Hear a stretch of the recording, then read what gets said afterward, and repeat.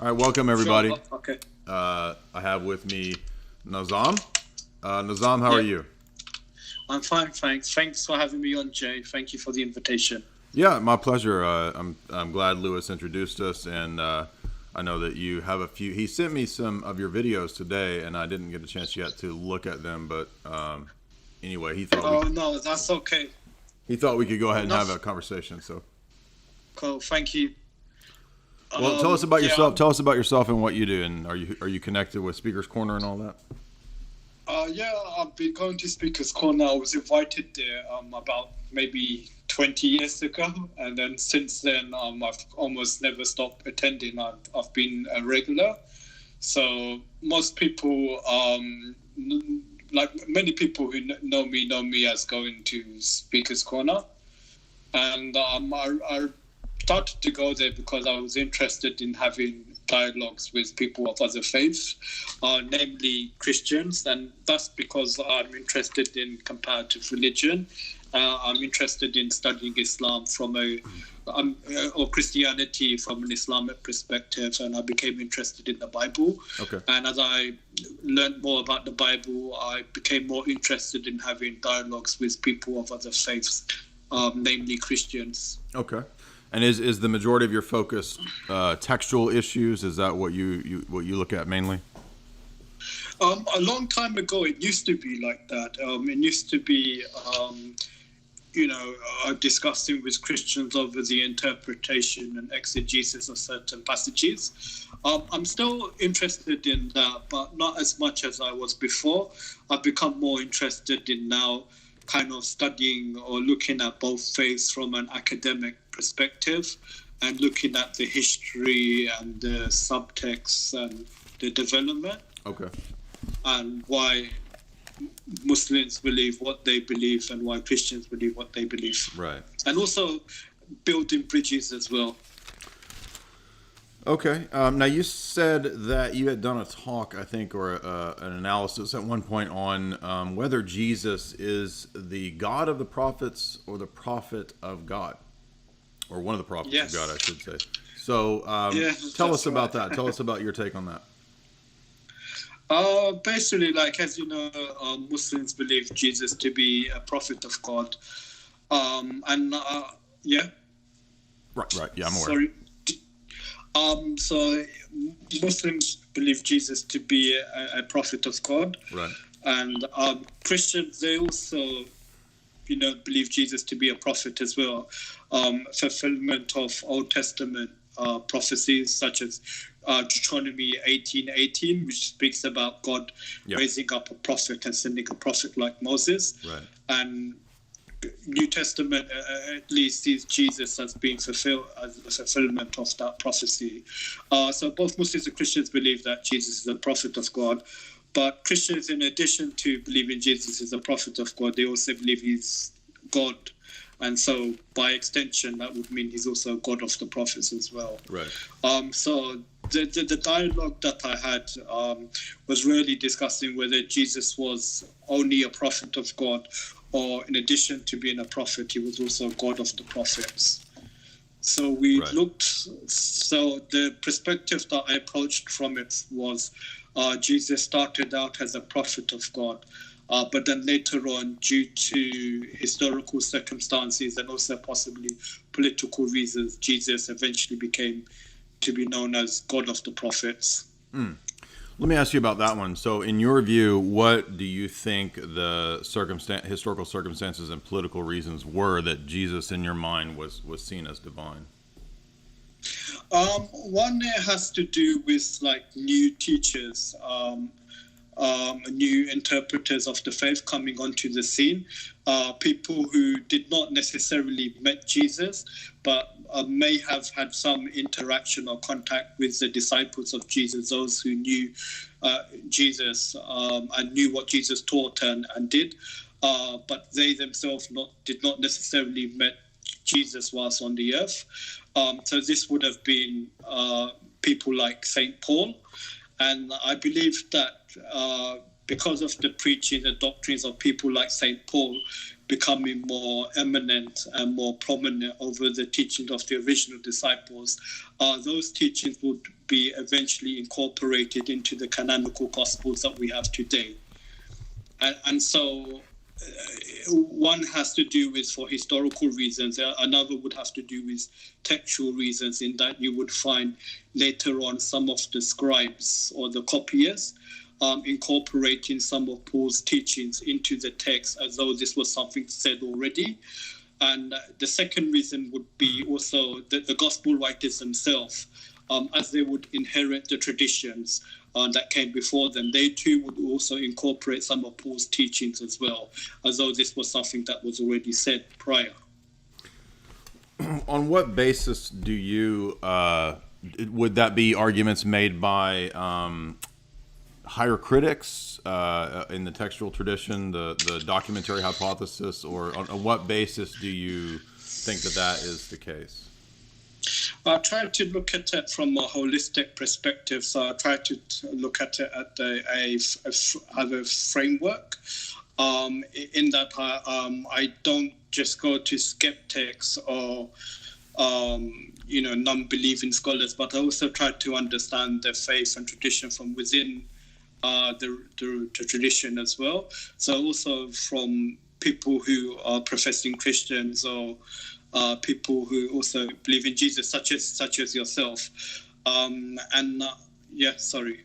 No, that's fine. I mean, I understand. You're not trying to just make an argument on the basis of higher critics, but you made some pretty specific claims about when you believe that the idea of Jesus as divine was sort of creeping into the scriptures. And so I took you to be saying that this is something in the first century, right?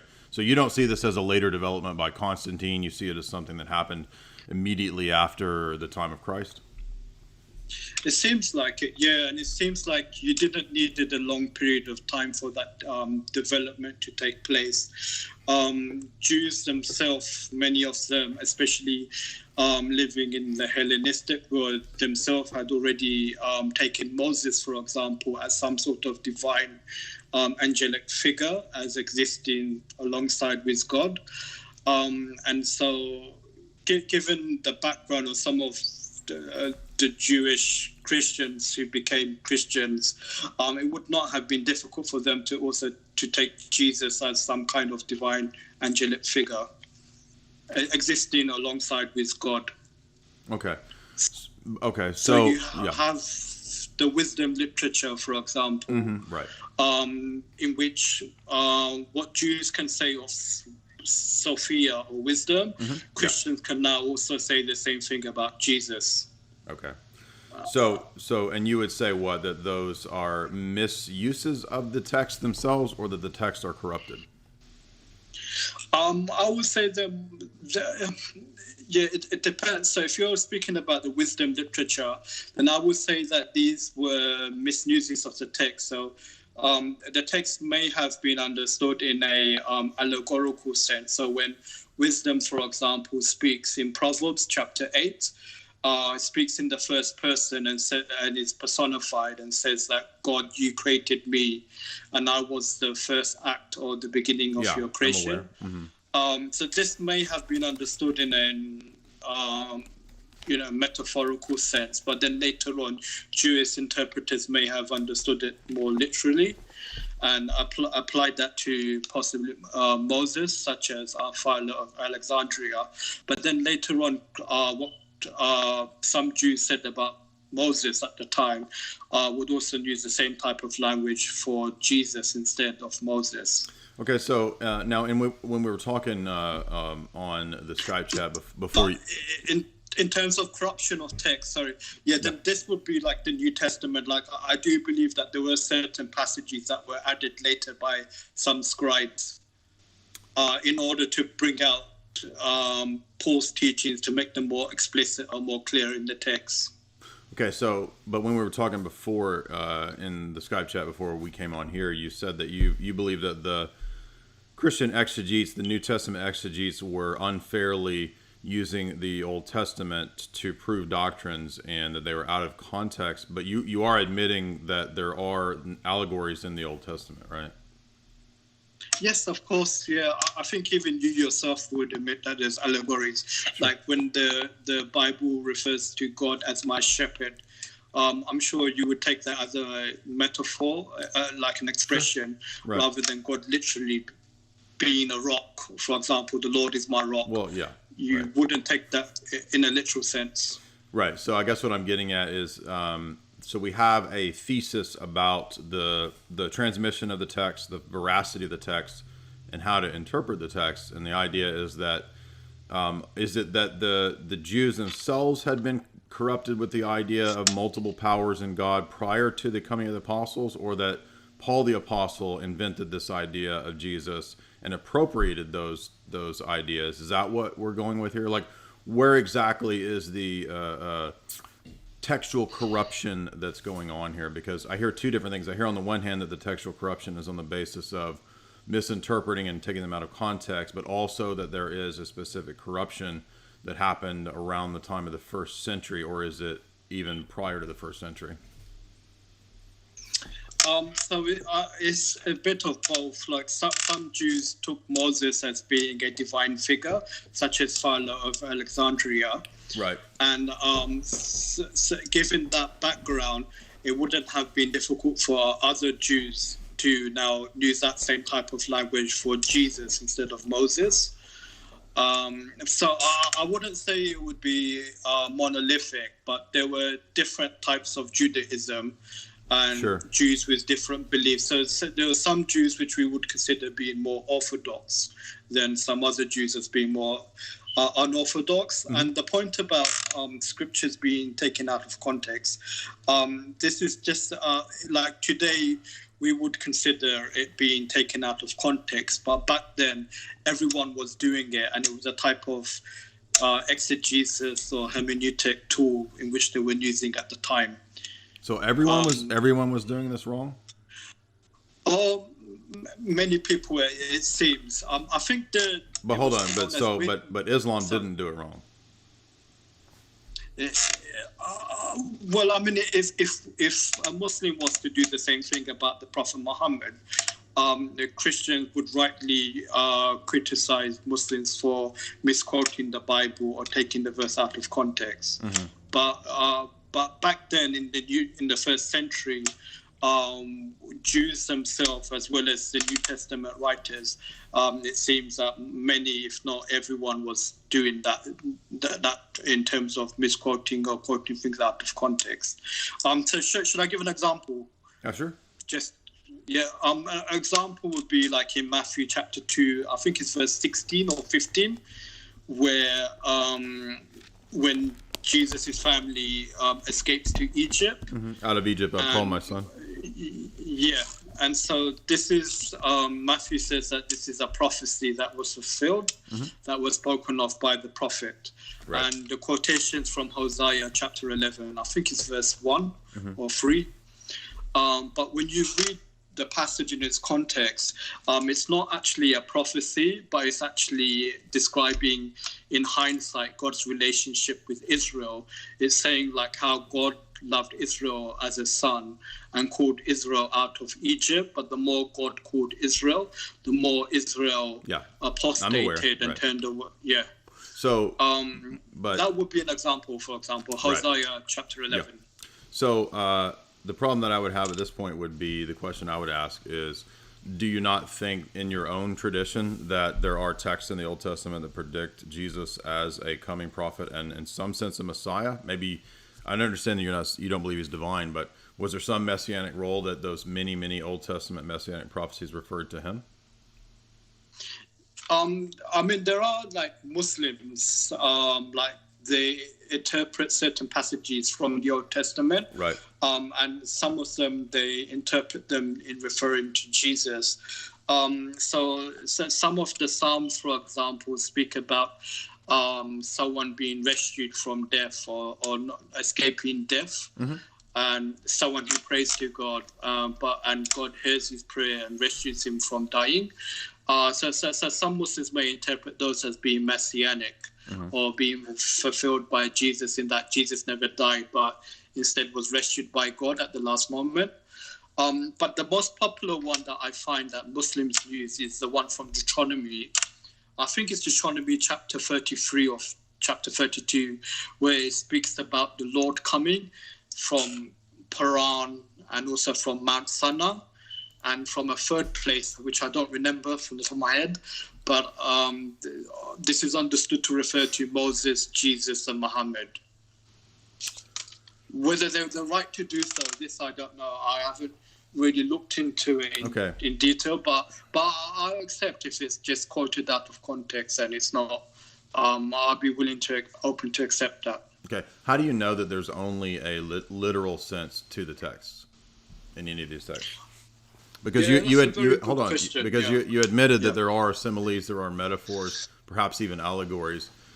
Is this just a random thing, or is there a consistent way to apply this? Yeah, that's actually a really good question. Generally, I tend to look at the more clear-cut verses. So when the Bible says, for example, the Lord is my rock, I know that's not meant in a literal sense, because from the clear-cut verses, like God says that, a clear cut is kind of begging the question. How do we know what are the more clear-cut ones? So the ones that are not open to interpretation, or the ones that are not ambiguous. Well, so something like the Lord is my rock is ambiguous. Well, no, wait a minute. So that again, I think that's maybe being a little arbitrary, because I mean, the Lord is my rock might have. I'm not, obviously, no one takes that to mean that God is literally a rock, right? It's an analogy. But I mean, there are many texts that we could find. We have, for example. Unless if you're a Hindu, so not necessarily a Hindu, but an idol worshipper, then an idol worshipper might take that literally. Who worships a stone. Well, look, I could give you an example to where, Thomas Aquinas' exegesis of that text, we would disagree with, right? Because Thomas Aquinas would say God is like a rock in the sense that he has the perfect reflection of the rock in his essence. We would not hold that, right? So even something that might be clear-cut, or you think would be clear-cut, I mean, aren't there passages in the Quran that Muslims themselves dispute as to exactly how to do the washings and the prayers correctly? Oh, yeah, of course. Yes, of course. So I think you're just begging the question. I guess what I'm getting at is just to say, well, there's the difficult passages and the clear-cut passages.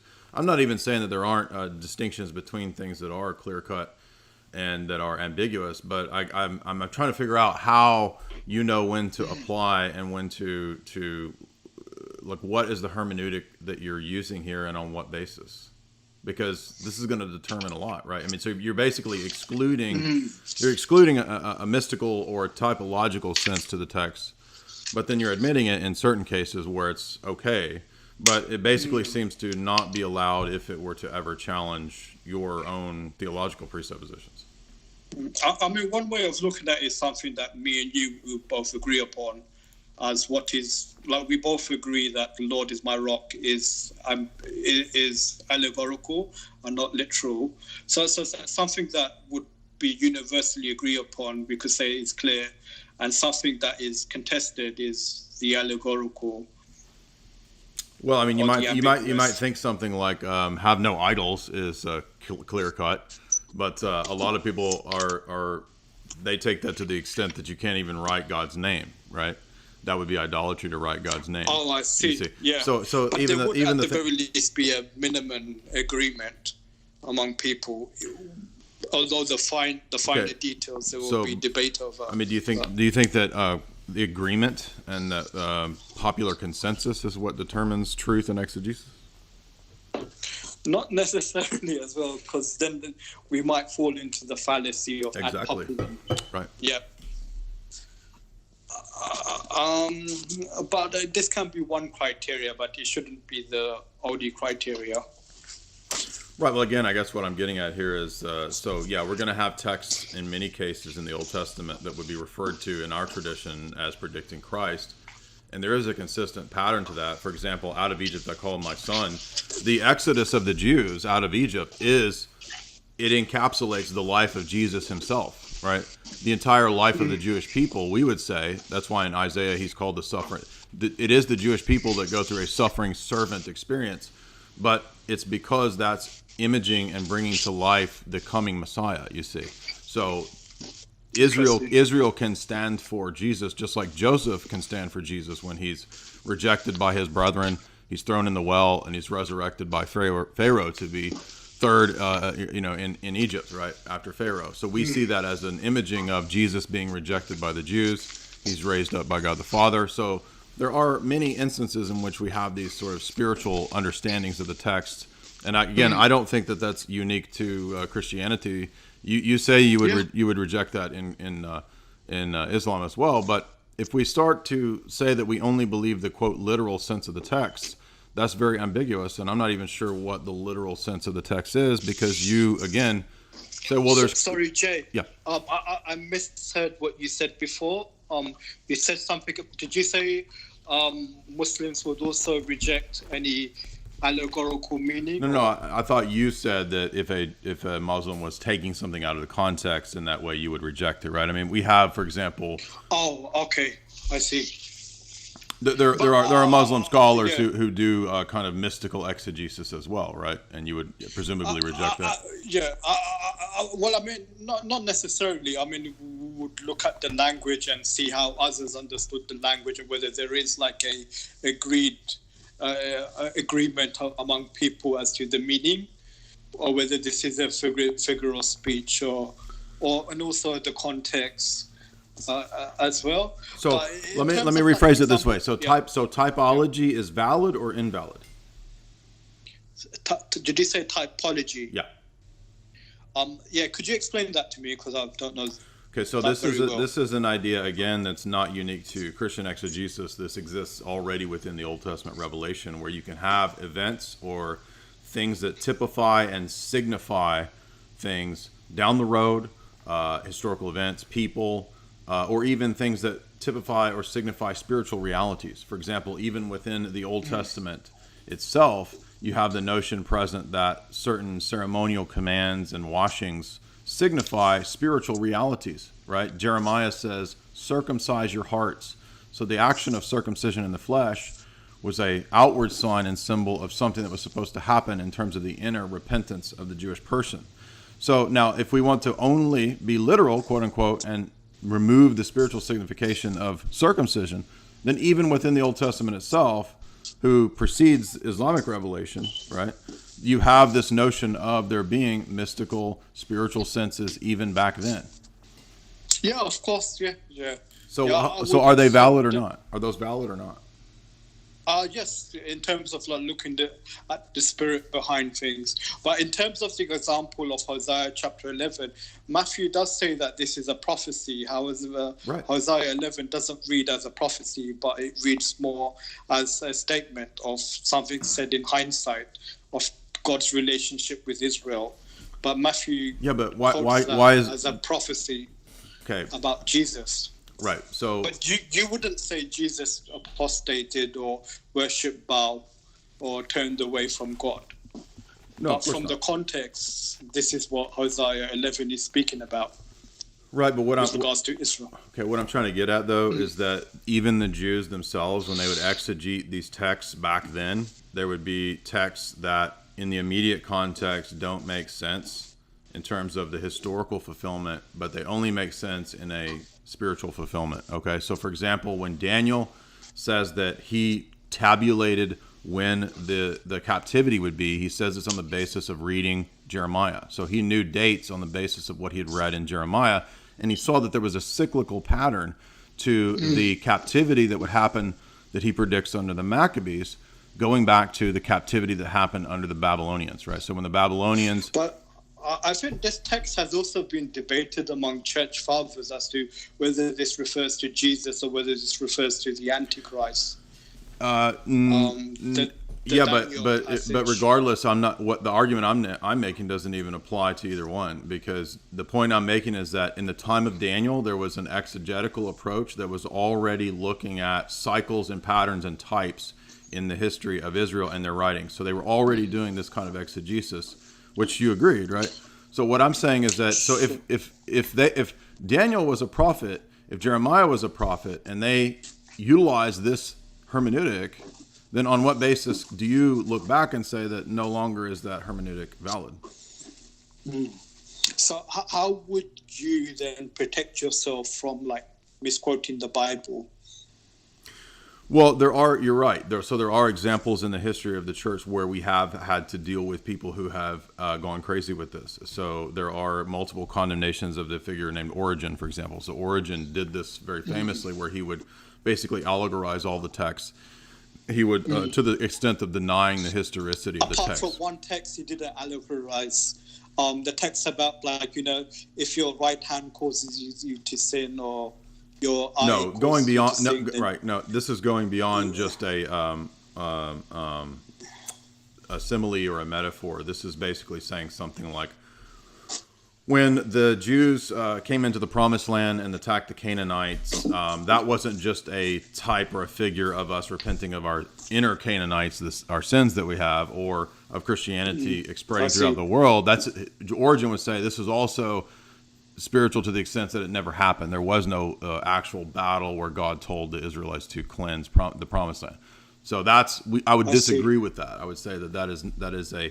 So basically, you have in the Christian tradition the eventual development, actually based on the Jewish approach, of the four senses of Scripture. So you have the literal sense, and then you have a moral sense, and then you have what's called anagogical sense, which encapsulates the whole of a person's life, and then you have the allegorical sense, right? So you have moral, and so there's these different layers, but that doesn't mean that it's like every single text is read that way. Sure. By the way, Jay, some of your conversation is breaking up for me. Oh, I'm sorry. Can you hear me? Yeah, I can hear you now. Mm-hmm.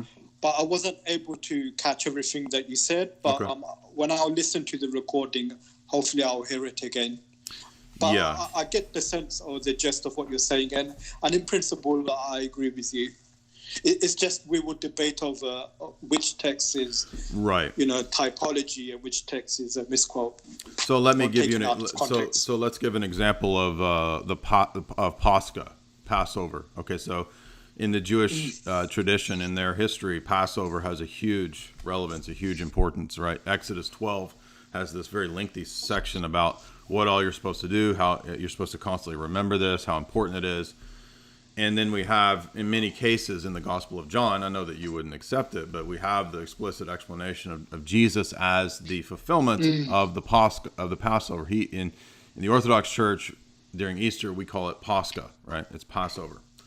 So it's the fulfillment. It's the fulfillment of the whole ceremony and ritual of the Jewish Passover that we continue in our yearly liturgical cycle. So we are representing those mysteries in our view. Now, that's one example of typology and of Christ fulfilling these ceremonies. And if you read something like the book of Hebrews in the New Testament, you actually find that a lot in John's Gospel, the typology theme. I think it's all throughout all the synoptic Gospels, but I see. But probably more explicit in John than Paul engages in typology, and also often. In Book of Revelations as well. Right, but the Book of Revelation is basically in continuity with the text of the Old Testament prophets that are themselves apocalyptic. So if you look at Ezekiel, if you look at Zechariah, if you look at Daniel, they're all the same type of imagery and symbolism. So it is prophetic literature. You're correct, but I'm just making the point that I think in most, for example, Peter calls Jesus the Ark of the New Testament, right? So the church, we view it as the Ark, like Noah's Ark, right? So the people who entered into the Ark were saved from the flood, just like when the angel goes through the Egypt and destroys the firstborn of Pharaoh, right? So that's how Jesus saves us, right? Through Passover, our Passover being the Eucharist. So what I'm saying is that there's all of these many. It's not like, here's a really wild one that I found over here in this text in Exodus. Do you have the reference to the First Peter or Second Peter? First Peter 2 is where he describes baptism as, off the top of my head, I think that's right. Okay. Did you say Second Peter? Second Peter does mention the time of Noah and the flood as well. But let me look and make sure. Off the top of my head, I think it's First Peter 2. Cool. No, you've given me something to read about in my own time. So, thank you. To be more clear though than either of these examples, are you familiar with the book of Hebrews in the New Testament? A little bit, yeah. Yeah. So basically, if you look at the book of Hebrews, you'll see yeah, that's actually a good point. Yeah, you're right. it's the yeah, but the priest, Jesus being the priest. well, yeah, but there's many examples of types, right? So the whole book of Hebrews is about typology. So True, that's a good point. Yeah, Hebrews chapter 11, for example, giving the examples of Abraham and David being models of faith.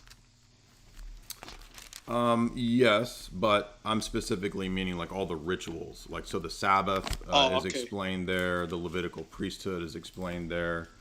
I think you're right that maybe it is 2 Peter. Let's see. So 1 Peter 2 is about Christ as the cornerstone of the temple. That's another Old Testament image. Yeah. So true. Yeah, it's quoted in the book of Acts as well, with regards to him being the cornerstone. Yeah. So I mean, if we think about Hebrews, we have the Jesus, in our view, being explicitly mentioned there to be the Son of God from all eternity, not a creation. We have the mention of the Sabbath being fulfilled in the Christ figure. When he comes, he actually brings the full on Sabbath, so we don't have to continue to do the Jewish Sabbaths. And by the way, many of those Jewish Sabbaths were actually intimately tied to the land, like the Jubilees. Like we can't celebrate those outside of Israel. I mean, unless you're a Jew, perhaps in some way. But many of those laws are land laws, like they apply to the actual land, right? Is that you follow? Yeah, right? in the Old Testament. Correct. Yeah. So what we understand those to be is preparatory things that prepared for the coming of the Messiah. And then when Jesus opened up the covenant to the Gentiles, it's not that all of those laws are completely pointless. It's that they're kept and fulfilled in a different way. So, for example, the laws about unclean foods, the spiritual principles behind those, for us, they still apply. It's just that we don't keep them in the way of like avoiding, oysters or something. We keep them in the sense of avoiding unclean moral things. So for us, the moral sense is spiritual sense is what's continued on. Just like we say baptism is the fulfillment of circumcision. Would you say many of the debates that Jesus had with the Pharisees and the rabbis were debates about the typology of the law? Many cases. For example, he says that destroy this temple and in 3 days I will raise it again. He says that he's speaking of the temple of his body. For example, he says that as Jonah was in the heart of the whale for 3 days and 3 nights, so the Son of Man will be in the heart of the earth for 3 days and 3 nights. And he interprets the life of Jonah as a type of himself. And at the end of Luke, the end of the Gospel of Luke, Jesus says the same thing. It says that he opens the eyes of the apostles to all of the places throughout the Old Testament that predicted and spoke of him. Well, and also with regards to like the 10 Commandments as well, like when he says, you have heard it said, do not commit adultery, but I say to you, do not lust at a woman, or do not become angry with your brother, much less commit murder. So it seems like, to me, Jesus is looking at the spirit behind the law. Absolutely. And even with regards to the Sabbath as well, like man wasn't made for the Sabbath, but the Sabbath was made for man. Correct. Therefore, man is Lord of the Sabbath. Right, but it's also important to mention that when Jesus is exegeting the law in Matthew 5, he's not actually saying anything different than what was already said in the law. So, for example, he says to not hate your brother in your heart. It's actually in Leviticus. Leviticus actually says you cannot hate your brother in your heart. In Leviticus 19, 16 to 18. Proverbs 24, 33, 34, Proverbs 20, verse 12. They all say that you're not allowed to hate your brother from your heart. You're supposed to. You can have recourse to the law if you have to, but you don't have the right to hate people in your heart, even in the Old Testament. Yeah. And a lot of people misunderstand that. So we believe that Jesus is correcting the Pharisaic misuse of the law.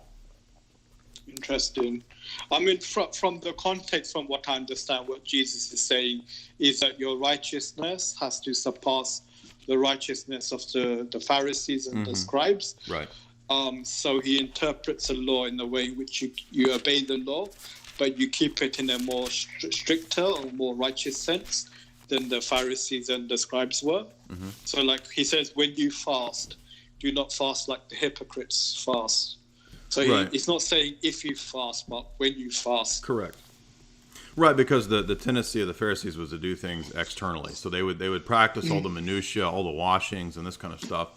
And like Jeremiah said, actually, ironically, if you read the Gospel of, or you could call it the Gospel of Jeremiah. If you read the book of Jeremiah, you will notice many places where the whole text mirrors the life of Christ. So, for example, there's a whole discourse where Jeremiah talks about the sheep, and he discourses on God's sheep and God's sheepfold. Okay, I didn't know that. There's places where Jeremiah is persecuted, and just like Joseph, he's thrown into a well, right? He's put into the stocks and persecuted, and he laments in the same way that Christ undergoes persecution and lamentation. There's many places where we see the life of many of the prophets, and especially Jeremiah and especially Isaiah, because Isaiah is murdered as well. That mirror like pretty closely the life of Christ. So.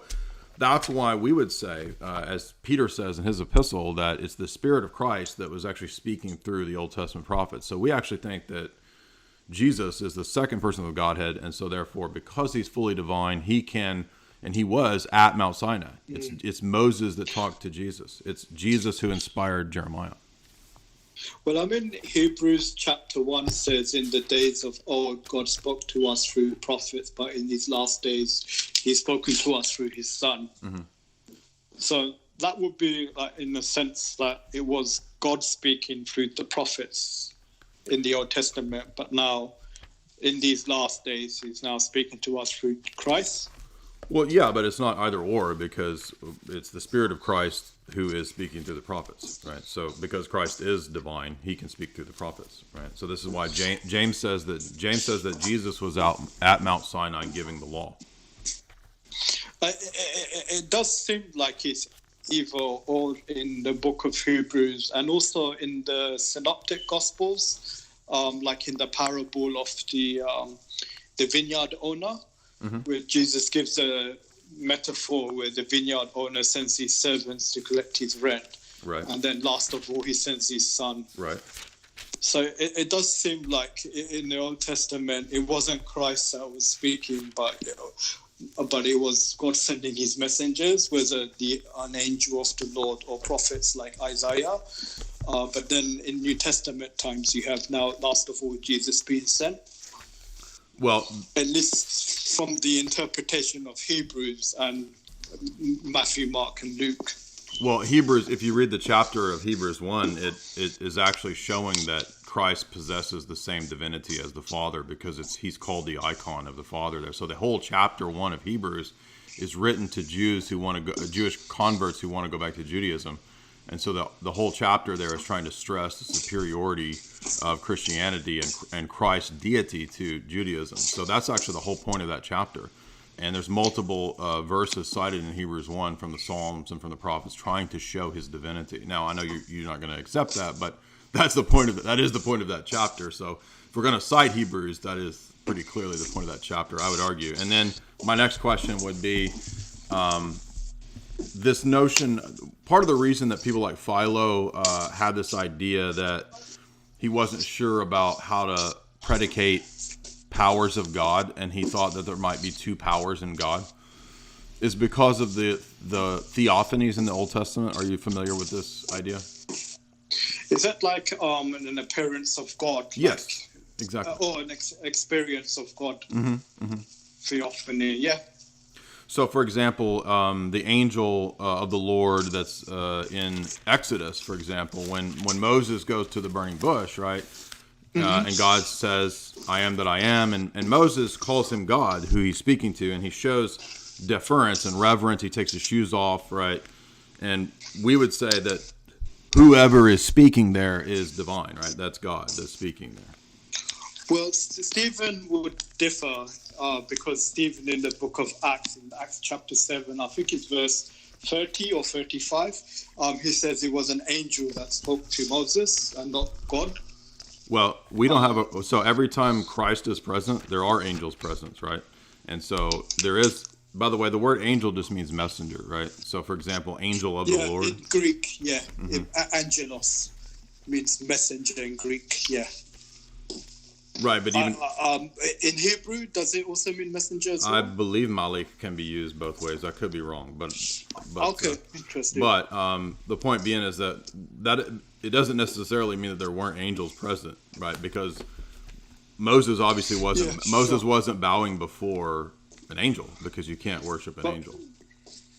Sure, but I don't know if it does say that Moses bowed in Exodus chapter 3, verse 14. But Acts 7 says it was an angel rather than the angel. And in fact, wherever the angel of the Lord you find in the Old Testament, it's always in the indefinite. You think an angel can say "I am" that I am? I think an angel can speak on God's behalf, like as a mouthpiece of God, just like in Deuteronomy 18:18, when God says to Moses, "I will put my words in his mouth, and he shall speak to them all that I command him." But can an angel be called God? Well, yeah, this is another thing that is contested. It does seem like the word El or Elohim are loosely used in the Old Testament to refer to beings with authority. Mm-hmm. But an angel can never take the name of God with identity, right? You mean the Yahweh? Mm-hmm. Yeah. Be called Yahweh. No, I mean Yahweh in the Old Testament is used to differentiate, the true God, right, between these other false gods. So what's interesting? But an angel of the Lord doesn't mean the Lord himself, but it means a messenger of God. Except that in some cases, the angel of the Lord, or the messenger of the Lord, or the messenger of the covenant is identified as Yahweh. Which passage are you referring to? So the same angel, the same message in Exodus 3, because God says God gives his name there, I am that I am. When you read Exodus 23. Well, this is something as well as debatable, whether I am that I am is God's name, or whether this is a Hebrew I'm not saying that means that it's identical to God's essence. I'm just saying that clearly who is speaking there is being identified as God.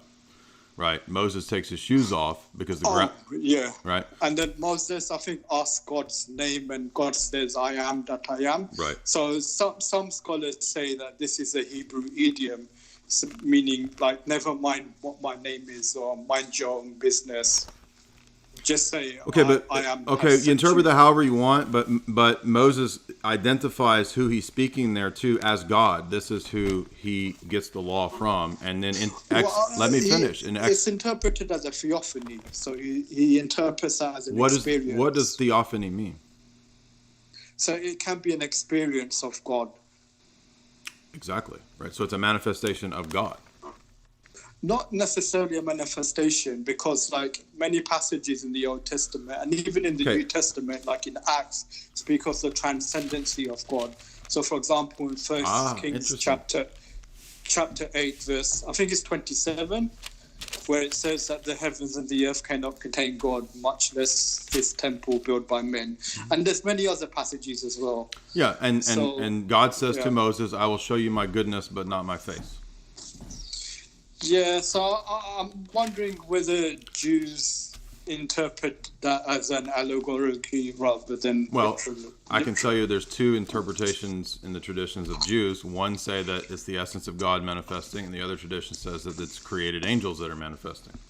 Hence why you get oftentimes a notion of invoking angels and angel magic in some of the Kabbalistic traditions, for example. But the whole point of why I'm saying this is that the same manifestation of Exodus 3, if you look at Exodus 23, God says, "I will send my angel before you to keep you in the way and to bring you into the land that I prepared for you. Listen to him and obey his voice, and do not provoke him, for he will not pardon your transgression. For I will place my name in him, and indeed if you will obey his voice." By the way, you're breaking up, Jay. Having trouble hearing you. But I did catch the part about when God says, "I will send my angel." And I will put it says, "I will put my name in him." And every time in the Old Testament, it says that God's name cannot be applied to creatures because that would be idolatry. This angel is clearly being recognized as having a divine status. Now, that's not the only instance. There are multiple instances. There are countless instances of these theophanies that are appearing and are being given divine worship in the Old Testament. The angel of the Lord appears to Jacob and wrestles, and Jacob says, "I wrestled with God." Yeah, so that's interpreted in Hosea chapter 12 as Jacob wrestling with an angel, and not the word angel. The word angel can be a messenger, right? Yeah. But so that's begging the question. So the word angel itself does not tell you, because we say Jesus is the messenger of the covenant. We think Jesus is the angel of the Lord. He's the messenger of the covenant that the minor prophets later describe. Muslims also believe Jesus is a messenger sent by God. This angel is consistently given divine name and divine worship. Where do you get the reference from about God's name cannot be given to a created being? Is that in the Bible? Yeah, David says it many times in the Psalms, right? You can't ascribe God's divinity, right? Now I know you're going to say, well, Exodus 3:14 is not about divinity. Well, we can look at the many other instances where people clearly worship these theophanies and call the theophanies God, right? Well, I mean, if you look at, for example, First Chronicles chapter 29, verse 27, and also in First Kings chapter 1, verse, I think it's 27 as well, verse 30, where David is worshipped along with God by the assembly. David is not called God. David, the angel of the Lord, is identified many times in Judges, in Joshua, as God. David is never called God. He's not given the name of God. Isn't he worshipped with God, like in Chronicles? No, when Joseph bowed before Pharaoh, that's an act of reverence for authority. That's not worshiping a creature. That's why we acknowledge icons. For example, we don't worship icons as if wood and stone, had this power. Does the Orthodox Church respect the Septuagint translation of the Hebrew Bible? Sure. So does the Septuagint ever uses the word latrio for religious worship for this angel? Dulia and latria are Latin words. Oh, okay. But I thought they were also Greek. They may be. It might be a Greek. I don't off the top of my head, I don't know the word Greek term. Latrio is actually used in the Greek New Testament in, I think it's Matthew chapter 4, where it says it is written that you should worship and serve God only. Mm-hmm. You know, when the devil tries to tempt Jesus, and then Jesus in response says, you know, it is written that you should only worship God and serve him only. So the word latrio is used there for serve, and this word latrio is used for religious worship. So this is right. So this is just like the word El can signify different types of deity, right? The word reverence. Let's say I use the word reverence, right? So originally, you're right. It is a Greek word, and this moves into the Latin, and it's the Roman Catholic Church that eventually makes this sort of clear distinction between dulia and latria in the theology. So latrio is only used in the New Testament for God, but it's never used for any created being. So it will be interesting to know if latrio is in the Old Testament used for this angel of the Lord.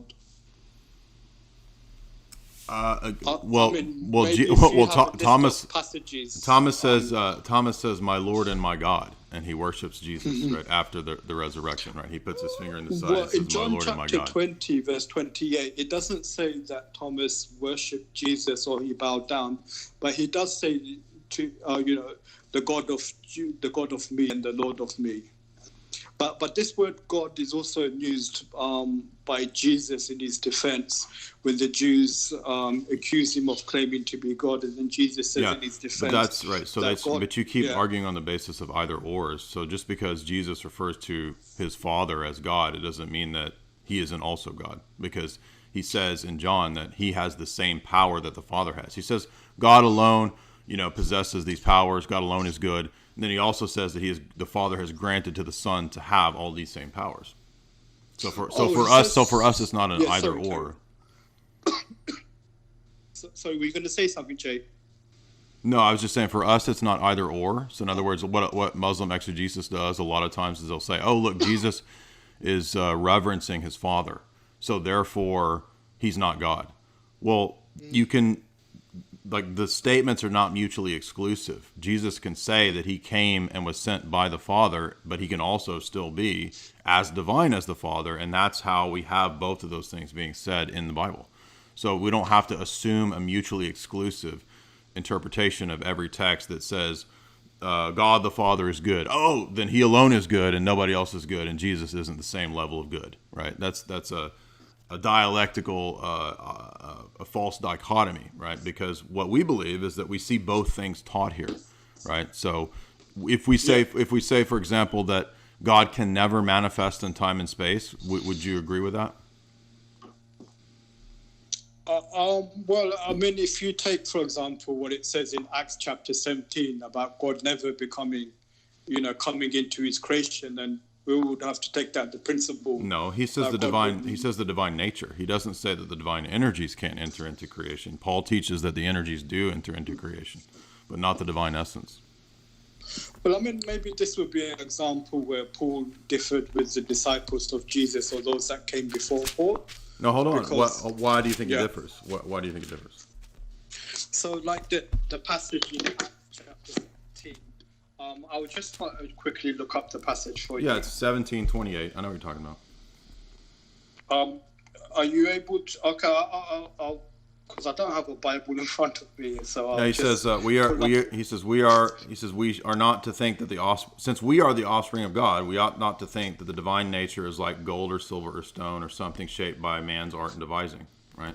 So again, what you'll notice is that the Bible in many places says what appears to be two contradictory things. Moses says he saw God face to face, he walked with God, and yet at the same time he never saw God's face, he saw God's goodness, right? Paul says that the divine nature cannot enter into any created thing, cannot be created, cannot be made. That would be idolatry to make images of the divine nature. But we don't make images, or we don't say the divine essence becomes part of creation or enters into creation. We believe that God mysteriously can enter into creation, but not his essence, right?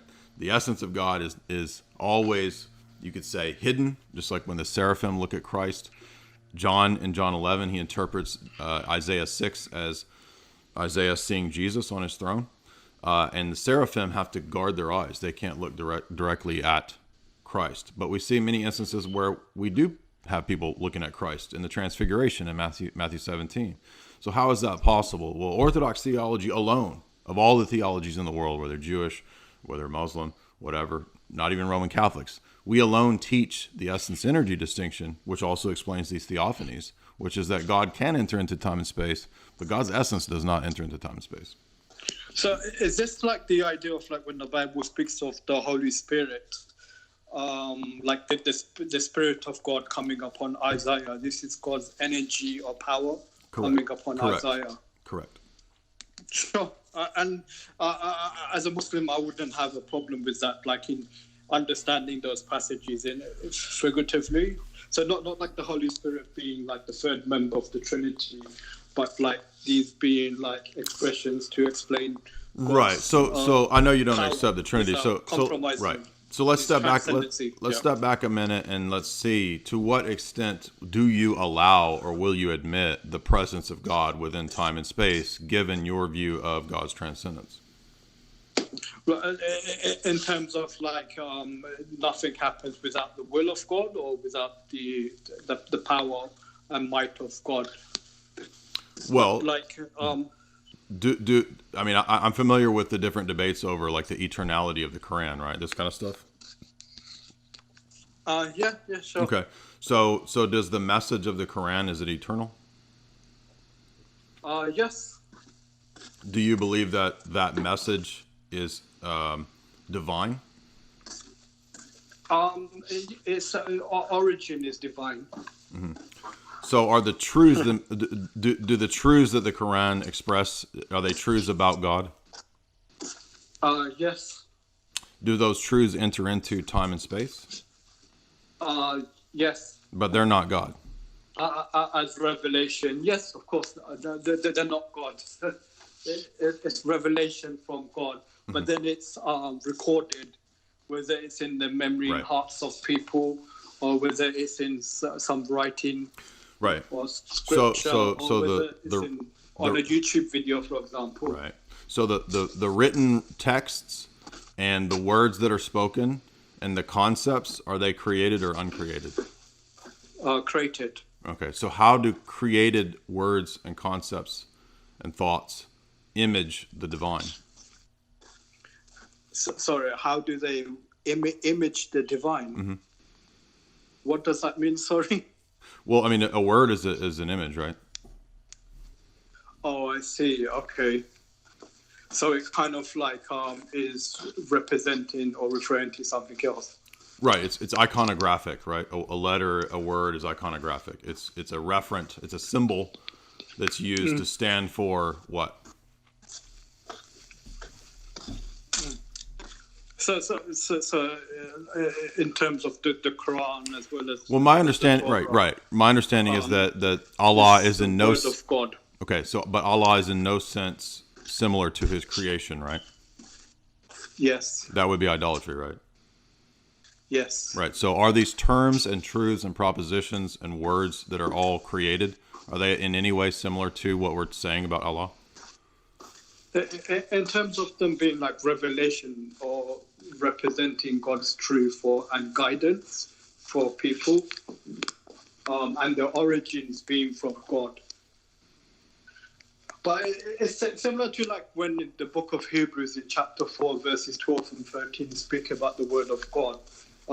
Obviously there it's not referring to Jesus as the word of God, but there it's referring to scripture as being the word of God. Are you familiar with that passage in Hebrews chapter 4, verse 12? Right, but we don't have that's not a problem for us because we believe that God's energies do enter into time and space. But in your theology, that doesn't happen. So I'm just wondering how you can predicate names or terms of God at all.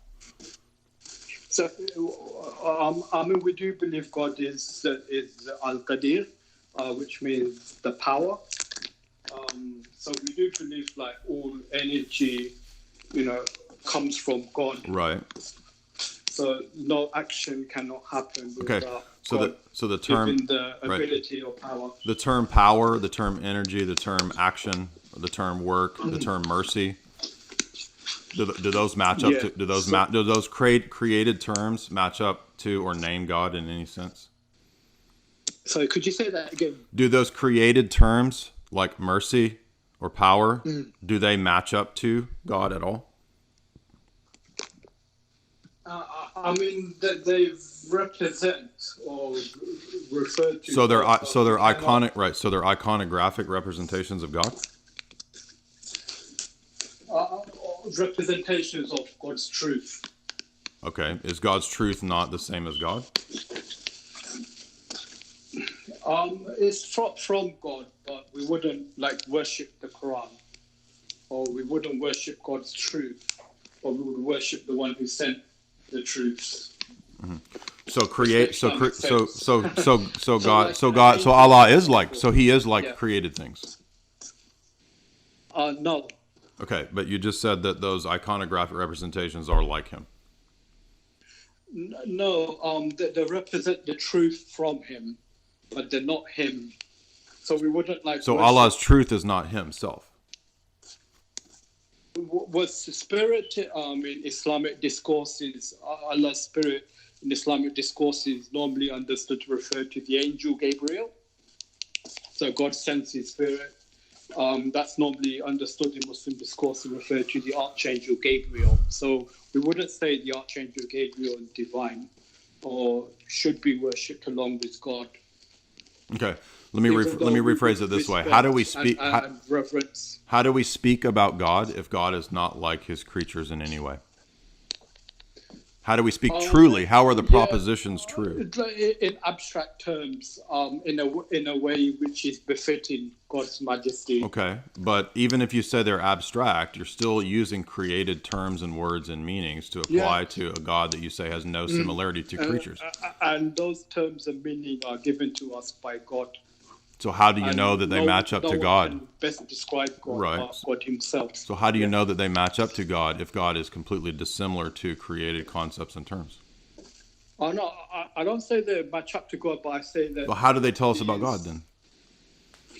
They represent the truth of God. Okay, so but again, hold on. So here we go. abstract as So well. Sorry. right. Yeah. So they represent the truth of God, but the so Allah. So there's a distinction in Allah between Allah and Allah's truth. Well, so the message is from God, but the message is not God, because message is given to us in creation. Mm-hmm. So the right. language, the grammar, the syntax, mm-hmm. the sound, all of that is creation. Mm-hmm. But the origin is from the divine, and it's... How do you know? If they're totally dissimilar, how do you know that the origin is the divine, the God that you're talking about? Because it identifies itself as being. How can it identify if it's dissimilar and there's no similarity between the uncreated and the created? But that assumes for it to be from God, it has to be similar. For the words to make sense, yeah. I mean, when you say Allah is merciful, how do you know what mercy is? What is mercy? I mean, one meaning of mercy is, something that's given freely without expecting something in return. Mm-hmm. That's all in the created realm, right? Well, even like when God reveals, like God is mercy, it's also using language is how it's understood or agreed by. Yeah, but languages are created, right? Language is created. Yeah. All acts that take place in the universe are all created. Right. So that's kind of right. So we're begging the question. So how do we? Yeah. Are from God. But some things God wills and some things God doesn't will, but He allows. And that's to do with the nature of the world. But mind you, we are kind of like drifting off far from what we first started out from. I think we're right at the heart of the issue. I mean, this is the heart of the matter between how do we speak of God, right? So we've been talking about Bible text, right? We've been talking about texts and how the texts speak of God, and then we got into the issue of theophanies and energies, and I'm trying to understand. Now it's becoming quite philosophical. Mm-hmm. I know you would prefer to. Well, why don't we've been going for a good while now. Do you want to? You're kind of breaking up. Do you want to take a few super chat questions? Are you okay with taking questions from the audience? Yeah, I'm happy to take questions from the audience or super chat. Okay. Whatever you're comfortable with. All right. So. But yeah, go by ahead. the way, thank you for your time. I appreciate it. Well, yeah, no, we can definitely have more conversations in the future. I enjoyed it. It's just that you're kind of breaking up a little bit. So. Okay. Yeah, you too. But I just wanted to say I didn't feel like you were undermining me or you made me feel embarrassed or caught me out. I felt like you respected me and you were patient as well. Yeah. I thank you for that. Yeah, absolutely. It was a great chat. Let's see. So Telecaster Bear for $5, he says, can you give any advice can you give advice or ideas I can bring to my priest for strict challenging Orthodox fast while staying low carb or carnivore? I would say look at the discussion that me and Tristan and Father Deacon Ananias did, because Father Deacon Ananias talks about how to relate this to the clergy if you have dietary issues. Telecaster Bear again for $2. I'm a 20 millimeter catechumen and I weight train often. Good, glad to hear that. Acrobatic Jesus $2. Good work, Jay. Thank you. ML for $20. He says, the angel of the Lord ascended in the flame of the altar. Yes, in Judges. When Manoah and his wife see this in Judges 13, they fall on their faces to the ground. Manoah says, we will die. We have seen God. Yeah, that's why I mentioned the Judges event. And there's many, many more. Like if you just go through the most of the Old Testament theophanic manifestations, there is a reference to the angel of the Lord being divine in some way. That's my take on it. St. Athanasius for $2. He says, Jacob, I've seen God and lived. Yes. St. Athanasius again for $2. The Trinity is clear in Genesis all the way through to the Apocalypse? I believe so. Of course, our guests would disagree. If you want to throw in any comments, feel free here. You don't have to wait for me. I don't have any questions yet. So if you have any questions, if you guys have any questions for Nazam, go ahead and ask those questions, and we'll see what he thinks. Next one, Wattis, $20, $22. I heard a monk. I heard from a monk that the world will not end until everyone is Orthodox. I don't know about that. Jay, have you seen some creative ways to give alms? I would say if you see like people that are bums or drug addicts, don't just give them money. Go buy them a sandwich. That's a much better approach. That's a creative way to give money. Evan Schultz for $20. This was a great talk and it was very chill. Thank you. Good job on your Lenten energy debates. Is this the Lenten energy debate? Yeah, I said I wouldn't do any debates during Lent, but this isn't really a debate. We're having just a friendly exchange, so I'm not violating that. GGG, she says for $10. Well, she says nothing. She just says $10. Any questions for Nazam? We've got a Muslim scholar. If anybody wants to ask any questions, we had a good chat tonight. I'm not a Muslim scholar. Oh, I'm sorry. My bad. I'm a layman. A budding apologist. A layperson, unlike you. Yeah. Okay. But thank you for the kind words. Yeah, absolutely. And I've got your channel. If anybody wants to interact with you, they can go subscribe to your channel there in the description. Sure. Or Facebook is normally the best way to reach out to me. Okay. If you send me your Facebook link, I'll add it to the show description. It's the same as Nazam44. Okay. All right. Well, we'll call it a wrap for tonight. We had a good chat. Thank you everybody for those super chats, and thank you to Nazam for this. And maybe we can. My pleasure. All right. Have a good night. Thanks, man. That was a good chat.